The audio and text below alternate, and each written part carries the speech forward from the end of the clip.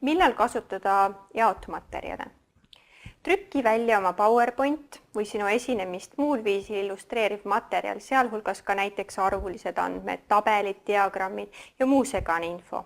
Nii talitada on väga kasulik just sel puhul, kui sinu esinemise aeg on ääretult lühike. Kuid infot, mida edastada, on palju. Või kui see on ääretult tüütu ja raskesti jälgitav, nagu näiteks arvud ja tabelid.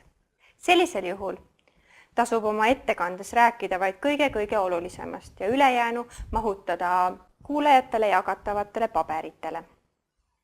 Nii saavad nad ülevaate sinust ja sinu probleemist ning kui tarvis sellega ka juba esinemise ajal põhjalikumalt tutvuda.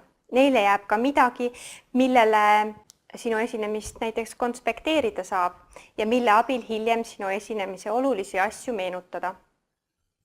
Hea jaotumaterjal peaks olema alati põhjalikum kui sinu esinemine, sisaldama korrektselt vormistatud viiteid allikatele, grammatiliselt korrektne, loogiliselt vormistatud ja lihtne jälgida.